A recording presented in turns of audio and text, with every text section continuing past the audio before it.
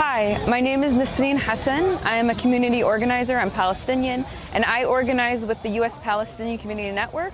We are one of the leading organizations in the March on the DNC, and we're one of the leading organizations that's part of the Chicago Coalition for Justice in Palestine. We actually been planning this March on the DNC for close to a year. But when the genocide started in Gaza, we decided as a coalition to make our focus on the genocide and letting everybody understand that Palestine is an intersectional issue. We have people from immigrant rights, reproductive rights, LGBTQIA rights, education, to stop police crimes, all coming together saying how our issues are intersectional and why we need to stop the genocide in Gaza and bring our tax dollars home. Biden has given the largest aid package and supplies to the state of Israel in a 4-year presidential term.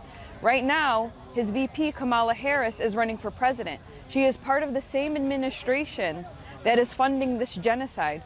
Kamala Harris is not a new intern that just got hired at the White House. She is the second most powerful person in the world. And so we are putting pressure on the Democrats that their words are meaningless, that they care about community, that they care about people's lives, if they are the main contributors of the genocide in Gaza. It's here on the streets where people are getting educated. There have been some DNC delegates that have been antagonistic, most definitely, but there's also been DNC delegates that were interested and curious as to why we were protesting, and they were actually supportive. So I think this is like the most powerful action that's happening right now to convince people of why we need an arms embargo and why we need to liberate Palestine, and how Palestine is not only going to liberate Palestinians, the liberation of Palestine is going to liberate everyone.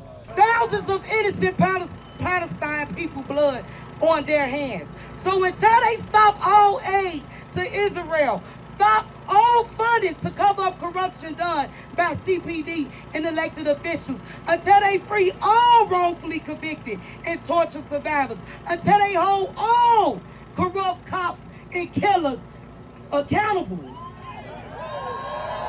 And these are our streets. Whose streets? Our streets. Whose streets?